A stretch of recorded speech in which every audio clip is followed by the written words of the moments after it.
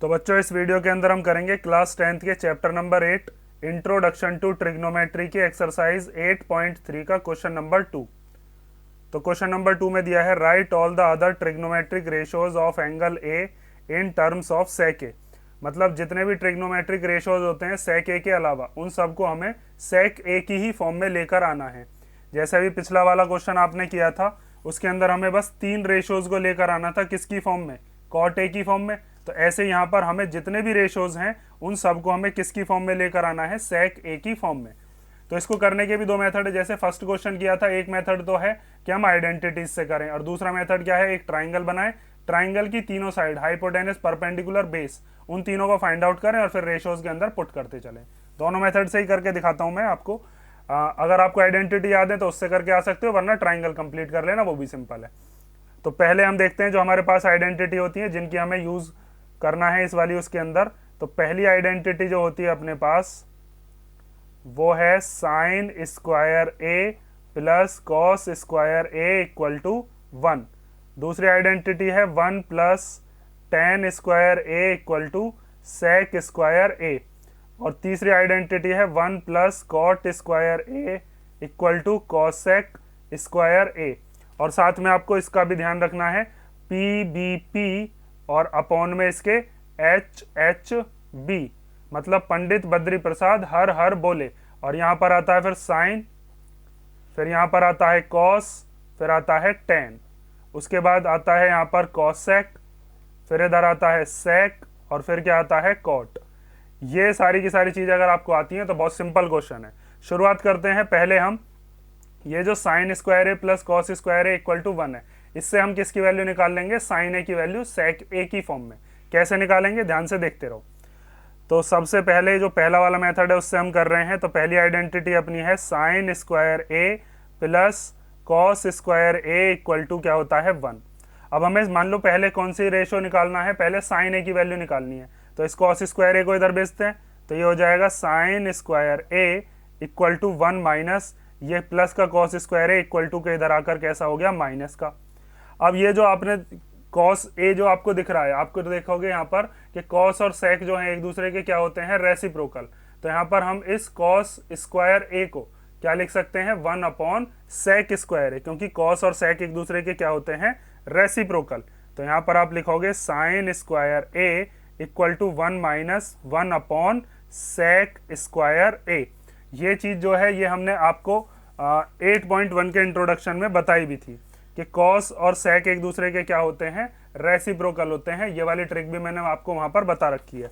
तो अब इसको कैसे सॉल्व करोगे आप, इसका अब लेंगे हम एलसीएम। तो इसके लिए आपको इस सेक स्क्वायर ए की इधर 1 में मल्टीप्लाई करनी है, या फिर इसके नीचे 1 मान के तब एलसीएम लेते हैं।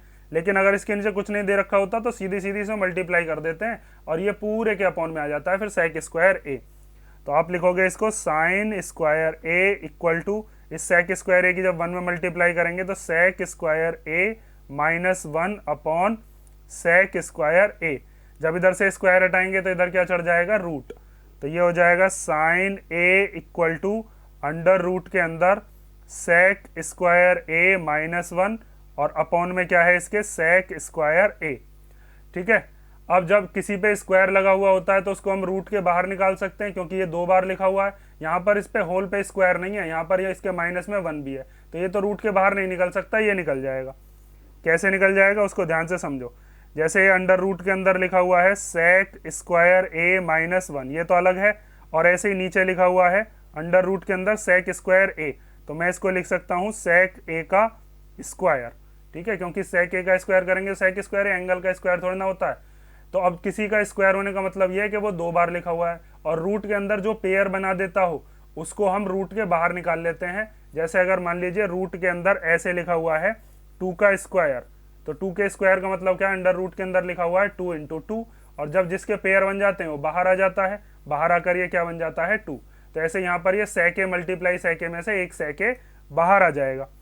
तो ये हो जाएगा sine A equal to under root के अंदर सेक स्क्वायर ए माइनस 1 और इसके अपॉन में क्या बचा, बस सेक ए।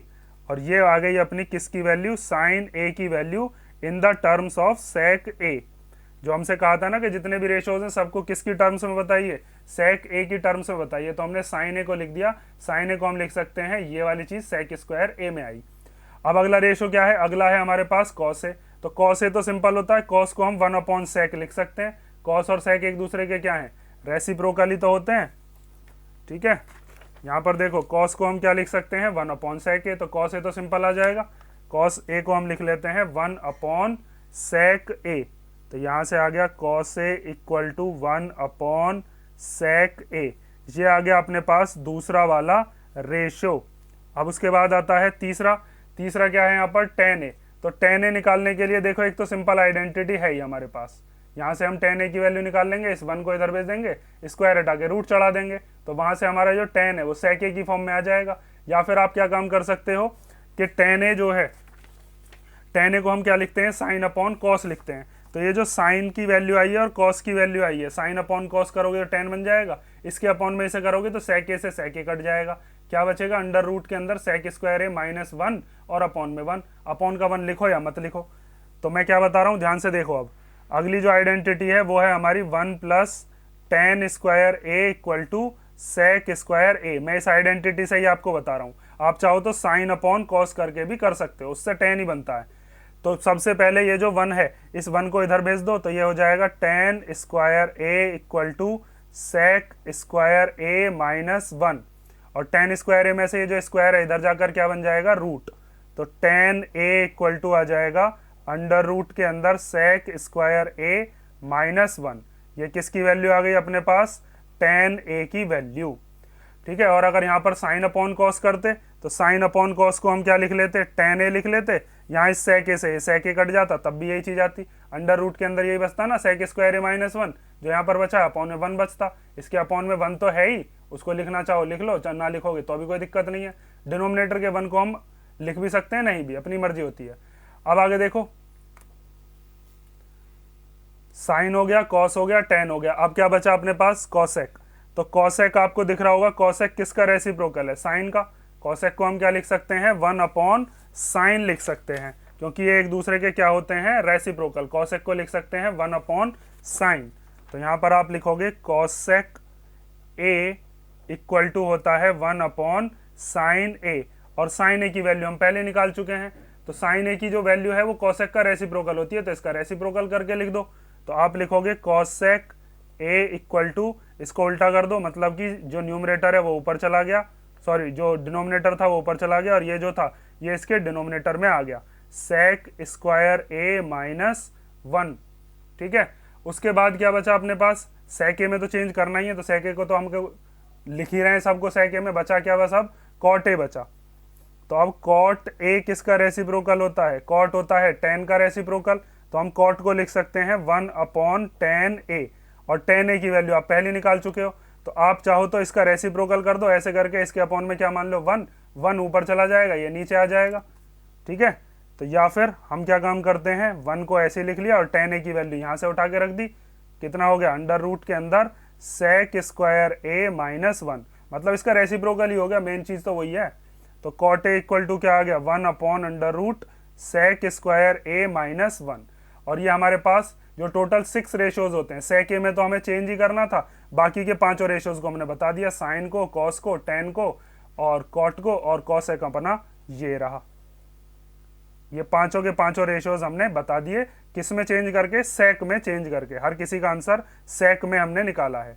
तो एक मेथड तो ये हो गया, इसके लिए आपको आइडेंटिटीज अच्छे तरीके से आनी चाहिए, आइडेंटिटीज को यूज कैसे कर रहे हैं वो ध्यान से देख लो। और दूसरा मेथड होता है कि सिंपल हम एक ट्राइंगल बनाएंगे और वहां से हम इन रेशोज की वैल्यू रखते रहेंगे, perpendicular hypotenuse, base hypotenuse, perpendicular base, वो भी एक मेथड है, वो भी सिंपल है, उसको भी देख लो।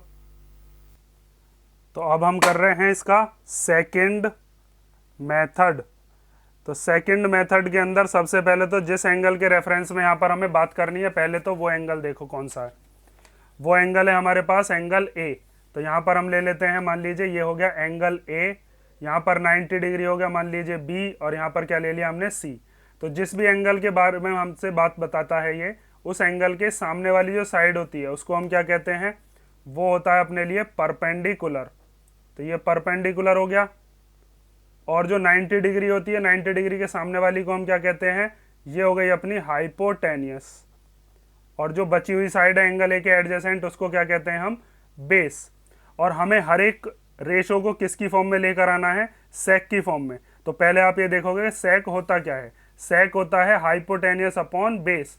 तो इसका मतलब हम सेक ए को क्या लिख सकते हैं, आप लिखोगे कि सेक ए इक्वल टू होता है हाइपोटेनियस अपॉन बेस। और हाइपोटेनियस का नाम क्या है यहाँ पर, वो है ए सी। और बेस कितना है, बेस है अपने पास ए बी। और यहाँ पर इसके अपॉन में कुछ नहीं है, तो क्या मान सकते हैं हम, 1। अब इनको कंपेयर कर लो, और कंपेयर करने के बाद वहाँ से हाइपोटेनियस और बेस की वैल्यू तो दे ही रखी है, परपेंडिकुलर की वैल्यू निकाल लो। तो आप लिखोगे बाय कंपेयरिंग, कंपेयर करके हमने क्या काम किया, ए सी की वैल्यू जो थी वो कितनी आ गई, सेक ए। और ए बी की वैल्यू कितनी आ गई, 1। अब पाइथागोरस थ्योरम लगा दो इस वाले ट्राइंगल में, जिस ट्राइंगल का नाम है ए बी सी। और इसके अंदर हम क्या यूज कर रहे हैं, by using Pythagoras theorem, Pythagoras theorem. और पाइथागोरस थ्योरम में हाइपोटेनस अकेली एक तरफ आती है, मींस ए सी का स्क्वायर इक्वल टू बेस और परपेंडिकुलर के स्क्वायर का सम, मतलब A B square plus B C square. तो ए सी की वैल्यू तो हमें पता है, उसकी वैल्यू को रख देते हैं, वो है सेक ए का होल स्क्वायर। ए बी की वैल्यू पता है 1, उसका स्क्वायर, बचा क्या, बी सी। इसका स्क्वायर खोल लो, इसका स्क्वायर खोल लो, तो ये हो गया sec square A equal to 1 का स्क्वायर करेंगे तो 1 equal to B C square. ये प्लस का इधर आएगा तो माइनस में, और equal to B C square, इधर से स्क्वायर हटाएंगे तो क्या चढ़ जाएगा, रूट। तो ये हो गया sec square A minus 1 equal to B C. और बी सी अपना क्या आ गया, ये बी सी है अपना परपेंडिकुलर। ठीक है, तो हमारे पास तीनों की तीनों साइड आ गई। अब एक एक करके आप रेशोज को निकालोगे। तो सबसे पहला जो अपना रेशो है वो है साइन, फिर क्या निकालेंगे हम, फिर निकालेंगे कॉस, फिर क्या निकालेंगे, साइन कॉस के बाद टेन, उसके बाद निकालेंगे कॉस सेक, सेक में तो हमें लेकर ही आना है तो सेक को तो निकालना ही नहीं है। और फिर क्या बचा, कॉट बचा। ठीक है, और अब इनकी जो वैल्यूज हैं वो वैल्यूज या रेशियोज हम कैसे लिखते हैं वो आपको पता ही है। जो हमारे पास शॉर्ट ट्रिक होती है, पंडित बद्री प्रसाद हर हर बोले, उसके हिसाब से साइन ए क्या होता है, साइन ए के लिए आप लिख दोगे P upon H. Cos A क्या होता है, कॉस ए होता है B अपॉन एच। तो यहाँ पर आ गया B अपॉन एच, मतलब बेस अपॉन हाइपोटेनियस। टेन ए क्या होता है, टेन ए होता है परपेंडिकुलर अपॉन बेस। तो यहाँ पर हम लिख देंगे परपेंडिकुलर अपॉन बेस। कॉसेक क्या होता है, साइन का रेसिप्रोकल H अपॉन P। तो यहाँ पर आप लिखोगे हाइपोटेनियस अपॉन परपेंडिकुलर। और कॉट क्या होता है, टेन का रेसिप्रोकल मतलब B अपॉन P। तो यहाँ पर हम लिख देंगे B अपॉन P।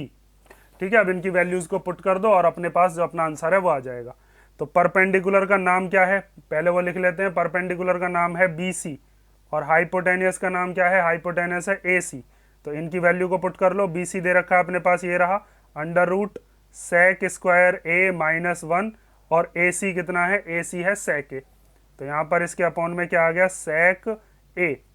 उसके बाद बेस का नाम क्या है, बेस है अपना AB। तो यहाँ पर आप लिख दोगे AB। और हाइपोटेनियस क्या है, अभी ऊपर वाले में भी रखी थी, वो है AC। तो AB की वैल्यू कितनी है, AB की वैल्यू है 1। और AC की वैल्यू कितनी है, AC हमारे पास है सेक A। तो ये हो गया cos A equal to 1 upon sec A। और हमें पता भी है कॉस और सेक एक दूसरे के रेसिप्रोकल ही होते हैं। अब आगे आता है टेन। तो टेन होता है परपेंडिकुलर, क्या है, परपेंडिकुलर है BC, और बेस क्या है AB। तो BC की वैल्यू रखो, BC की वैल्यू ये रही under root sec square A minus 1, और AB की वैल्यू कितनी है, अपॉन में 1। तो 1 अपॉन का हटा भी सकते हैं, इसको हम लिख सकते हैं sec square A minus 1 in the root. ठीक है, अब आगे देखो कॉसेक। कॉसेक जो है वो साइन का रेसिप्रोकल होता है, और वैसे भी हम निकाल सकते हैं। हाइपोटेनियस कौन सी है, हाइपोटेनियस है AC, और परपेंडिकुलर कौन सा है, वो है BC। तो AC की वैल्यू कितनी है, AC की वैल्यू रख लो सेक A, और BC की वैल्यू कितनी है वो अभी निकाली है। तो उसके लिए लिख रख सेक स्क्वायर A माइनस 1। तो देखो ये दोनों एक दूसरे के क्या है, रेसिप्रोकल ही तो हैं। उसके बाद टेन का जो रेसिप्रोकल है वो कॉट होता है, वरना हम यहाँ से भी रख सकते हैं। बेस की वैल्यू कितनी है AB, और परपेंडिकुलर कितना है यहाँ से यहाँ तक, परपेंडिकुलर है बी सी, तो ए बी की वैल्यू रख लो, कितनी है, ए बी की वैल्यू है 1, ये रही यहाँ पर ए बी की वैल्यू 1, और बी सी की वैल्यू कितनी है वो यहाँ से उठा के रख देते हैं, वो हो गई अंडर रूट के अंदर सेक स्क्वायर ए माइनस 1। ठीक है, ये इसका क्या आया, रेसिप्रोकल तो आया, 1 ऊपर चला गया, ये नीचे आ गया। तो ये हो गया आपका सेकंड वाला क्वेश्चन। और अगर आप इसको आइडेंटिटी वाले से मिलाओगे ना तो बिल्कुल सेम ही आंसर बैठेगा। देखो यहाँ पर साइन ए की जो वैल्यू है वो कितनी थी, under root sec square A minus 1 upon सेक ए, यहाँ पर भी वही है। कॉस ए की वैल्यू कितनी थी, 1 अपॉन सेक ए, आइडेंटिटी से जो किया था उसमें भी यही है। उसके बाद आता है अपना टेन ए, टेन ए जो है यहाँ पर क्या आया था, under root sec square A minus 1, यहाँ पर भी वही आ रहा है। कॉस सेक ए क्या आया था, sec A upon under root sec square A minus 1, यहाँ पर भी यही आ रहा है। और कॉट ए क्या था, 1 upon under root sec square A minus 1, उसमें भी कॉट ए की वैल्यू यही आ रही है। तो आप कोई सा भी मेथड एग्जाम के अंदर करके आ सकते हो, दोनों मत कर देना, एक ही मेथड करना है। ठीक है, तो इसे कर लो और नेक्स्ट वीडियो में हम करते हैं इसका क्वेश्चन नंबर 3। इसमें कोई डाउट हो तो आप कमेंट करके पूछ लेना।